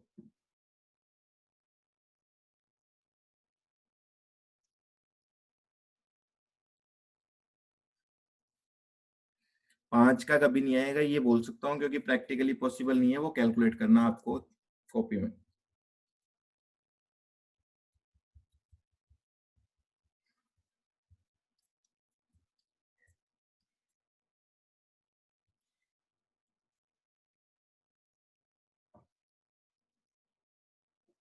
आंसर के लिए वेट कर रहा हूँ मैं, आप लोग आंसर लिखेंगे।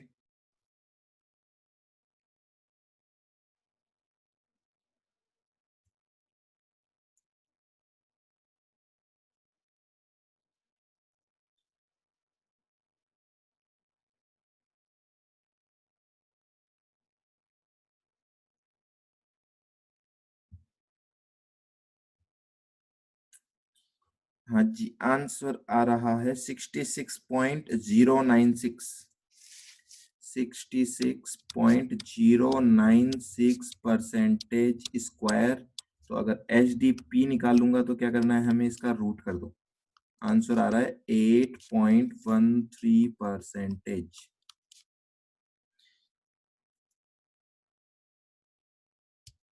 कौन से अंकल ने दिया है ये फॉर्मूला, क्या नाम है अंकल का? अंकल का नाम याद है क्या किसी को?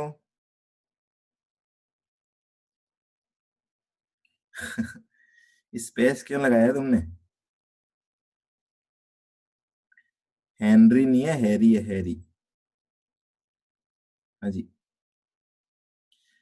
तीन आप 3 लोगों ने दिया है, तीनों ने ही आंसर ऐसे दिए हैं, देखो तीनों में से किसी का आंसर परफेक्ट नहीं है इसमें। एक बोल रहा है हैरी मार्कोविच, एक हेनरी मार्कोविच, एक अलग ही मार्कोविच, हैरी मार्कोविच। हाँ जी, अब आंसर सही आ गया। तो आप इसको याद रख लेना, हैरी पॉटर से हैरी मार्कोविच। ठीक है, यहाँ पे क्लियर है? ये तो छोटा सा क्वेश्चन है इसीलिए। One more question. देखो अब मैं आपको 4 सिक्योरिटीज का भी दिखाता हूँ। 4 सिक्योरिटीज की भी बात की जा सकती है, इसलिए उसकी भी बात कर लेते हैं हम। कुछ भी हो सकता है इस दुनिया में।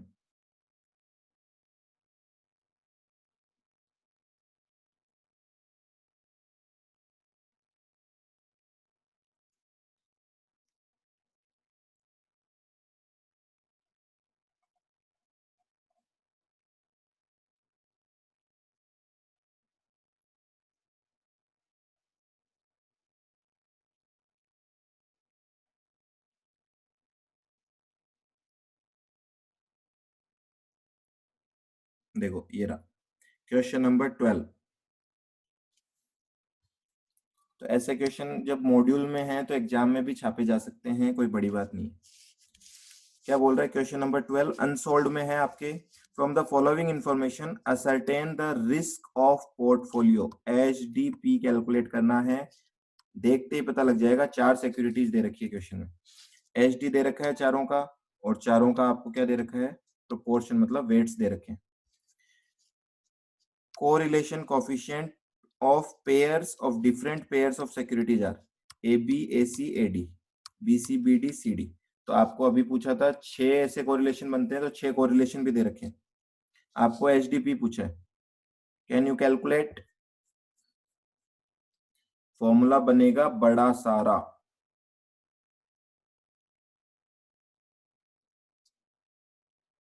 कैलकुलेट कर सकते हो क्या आप लोग इसको?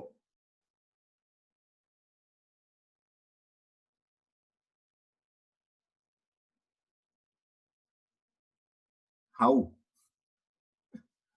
How how to calculate? How या हाउ? अच्छा हाउ, ठीक है कर लेंगे हम। ऐसा बोल रहे हो आप? ओके, होमवर्क, ठीक है। ओके जी, होमवर्क के लिए बोल रहे हो तो इसको होमवर्क में लिख लो। इसको करना है, मैं फोटो देखूंगा आपके, है ना, फोटो मंगवाऊंगा मैं, फिर चेक करूंगा। तो ये वाला तो लिख लो होमवर्क में। एक क्वेश्चन और फटाफट से देख लेते हैं, छोटा क्वेश्चन होगा तो करेंगे, अदरवाइज कल करेंगे।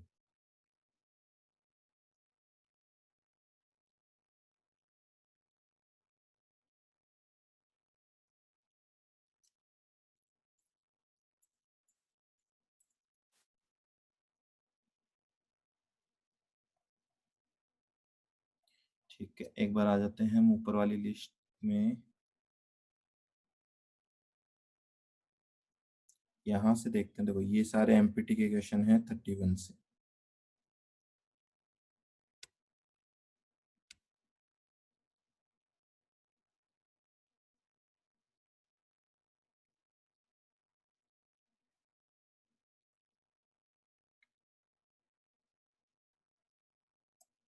देखो इलस्ट्रेशन 31 ही देख लेते हैं हम।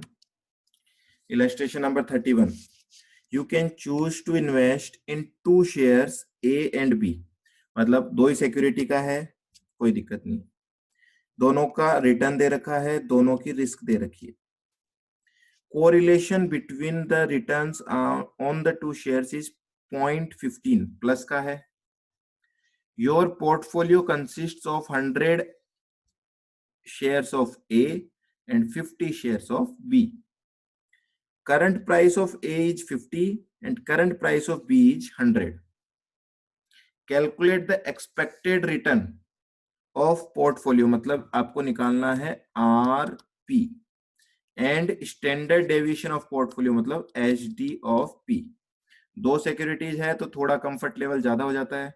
आरपी क्या होगा? Weighted average. एचडीपी क्या होगा? ए स्क्वायर बी स्क्वायर वाला फॉर्मूला। काम खत्म। है समझ में? क्वेश्चन समझ में आ गया सबको?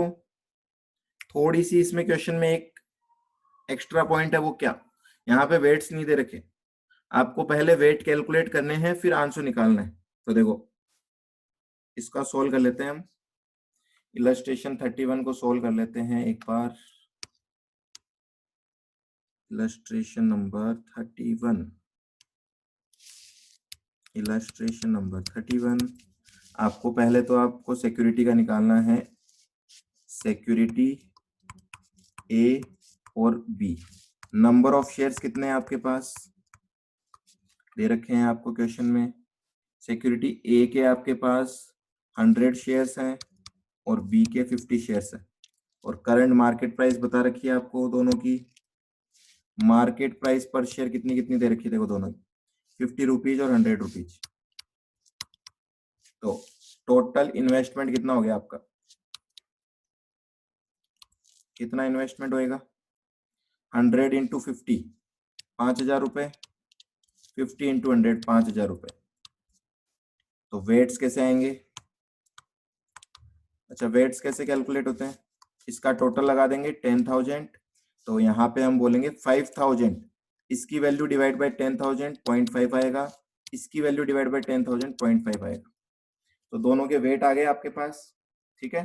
उसके बाद तो कुछ है ही नहीं, आरपी निकालना है एक तो आपको, तो आरपी में आप बोलोगे return of A into weight of A plus return of B into weight of B. दोनों का रिटर्न कितना कितना दे रखा है देखो क्वेश्चन में, 10 और 15, ऐसे दिख जाएगा, आंसर आएगा 12.5। 10 इंटू 0.5 और 15 इंटू 0.5, आंसर कितना आएगा? 12.5%। और दूसरा है आपका एचडीपी का स्क्वायर निकालोगे आप यहाँ पे, तो वही एच डी ऑफ कितना कितना एच डी है 10 और 12, तो देखो 10 इंटू 0.5 इसका स्क्वायर प्लस 15 इंटू सॉरी 20 है क्या, 20 इंटू 0.5 का square plus 2 into 10 into 0.5 into 20 into 0.5 into R कितना दे रखा है 0.15। बताना इसको कैलकुलेट करके कितना आता है।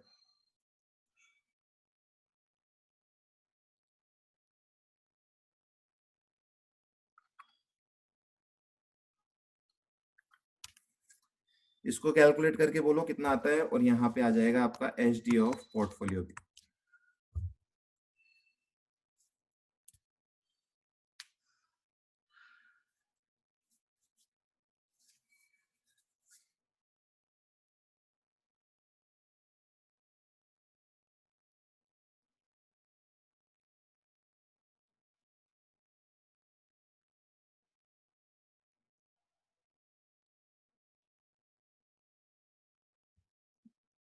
सबके अलग अलग आ रहे हैं, सबके अलग अलग। 140 140 ज्यादा लोगों का लग रहा है, तो 140% स्क्वायर आएगा इसका आंसर। इसका रूट करोगे तो 11.83% आ जाएगा। 11.83%। ओके जी, समझ में आ गया क्वेश्चन? ये तो इजी सा है क्वेश्चन। तो ऐसे क्वेश्चन तो आप सारे कर सकते हो आप लोग। अब मुझे नहीं लगता ऐसे क्वेश्चन, इस तरह के और क्वेश्चन आपको करवाने की जरूरत है। ठीक है, तो अभी तक जितना भी आपने किया है उसको एक बार रिवाइज करना।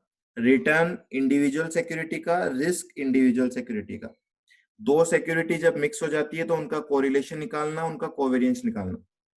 उन दोनों को यूज करके अगर पोर्टफोलियो बना दिया जाए तो पोर्टफोलियो का रिटर्न निकालना, पोर्टफोलियो का रिस्क निकालना। अभी तक हमने इतना ही डिस्कशन किया है। ठीक है, यहां तक एक दो क्वेश्चन दे दूंगे आपको करने के लिए। देखो, एक तो आपको क्वेश्चन नंबर 12 करना है, 4 सिक्योरिटीज वाला। एक आप यहाँ पे होमवर्क और लिखो, इलस्ट्रेशन नंबर, हाँ जी, इलस्ट्रेशन नंबर 32 लिख लो। इसमें एक्सपेक्टेड रिटर्न पूछा है, स्टॉक का स्टैंडर्ड डेविएशन पूछा है, और कोफिशिएंट ऑफ वेरिएशन पूछा है। कोफिशिएंट ऑफ वेरिएशन का फॉर्मूला क्या होता है? एच डी अपॉन एक्स बार। कर रखा है हमने। तो स्टॉक के पूछे हैं, इसमें पोर्टफोलियो का नहीं पूछा है, ध्यान रखना। पोर्टफोलियो का नहीं पूछा है, स्टॉक का पूछा है। तो एक सिक्योरिटी दे रखी है, उसके आपको रिटर्न निकालना है, रिस्क निकालना है, और सीवी निकालना है। तो एक इलस्ट्रेशन नंबर 32 ले लो आप होमवर्क में, और नेक्स्ट आओ एक बार। Individual in stock. ठीक है, तो बीटा का है, इसको छोड़ो एक बार, बीटा वाले क्वेश्चन को।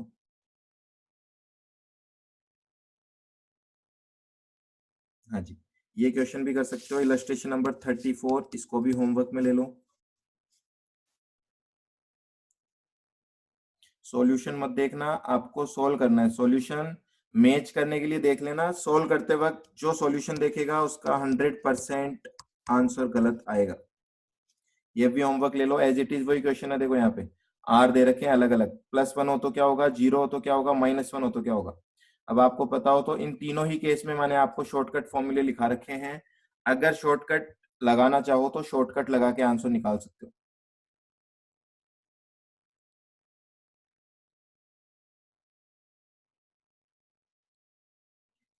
इसमें मीन रिटर्न और एचडी पूछा है। चलो ये भी, इतना होमवर्क ले लो आप।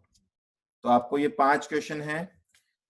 क्वेश्चंस वही हैं जैसे हमने सॉल्व किए हैं सारे के सारे। ये क्वेश्चन इसलिए सॉल्व करने होते हैं ताकि प्रैक्टिस बन जाए आप। ठीक है, आप देखोगे इन क्वेश्चन में कि सर ये तो हो जाएंगे, देखते बोलोगे तो सोल्व तो हो जाएंगे, पर जब तक करोगे नहीं तब तक हाथ सेट नहीं होगा। 5 कौन कौन से हैं लिख लो आप। एक तो क्वेश्चन नंबर 12 है आपके अनसोल्ड का। एक तो अनसोल्ड का क्वेश्चन नंबर 12 है। ठीक है, और इसके हो गए आपके 36, 35, 34, 32। इसके हो गए आपके सोल्ड के 32, 34, 35, 36। हो गए 5 क्वेश्चन।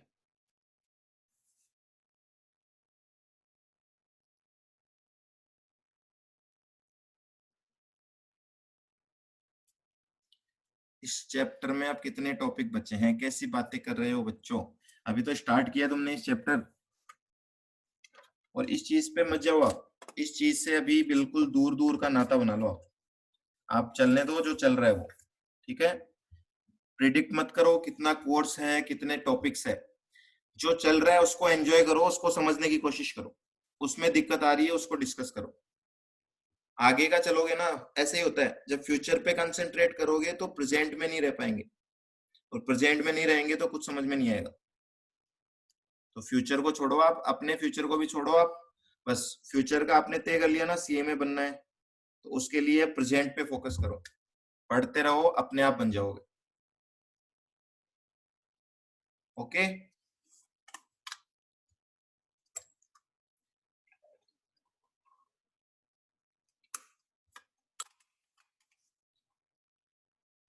ठीक है, कोई डाउट नहीं है फिर इससे रिलेटेड? करें क्लास ओवर?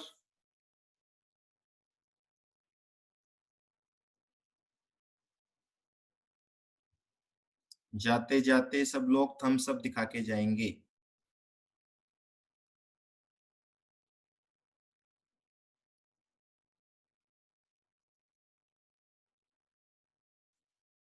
ओके जी, नो मोर डाउट्स। इसकी शीट मिल सकती है क्या? मिल जाएगी। आपको चाहिए क्या, या फिर आप उसी से कर रहे हो? आपके मॉड्यूल का पीडीएफ भेजूं या क्वेश्चन की शीट अलग से चाहिए आपको? केवल क्वेश्चंस हो जिसमें? ठीक है, इसी का प्रिंट आउट होगा, वो केवल क्वेश्चन होंगे यहीं से। ठीक है, तो ये मैं सेंड कर देता हूँ अभी आपको, एक्सट्रैक्ट करके यहाँ से। आंसर्स भी चाहिए आपको? ठीक है, ये एज इट इज शीट आ जाएगी, जो स्क्रीन पे है ना आपके पास, ये एज इट इज शीट आ जाएगी, इसमें केवल क्वेश्चंस क्वेश्चंस होंगे पीडीएफ फाइल में। ठीक है, बाकी का कोई मैटर नहीं होगा, क्वेश्चन प्लस आंसर। चलो ठीक है, तो क्लास करते हैं हम एंड, टाटा बाय बाय, थैंक यू।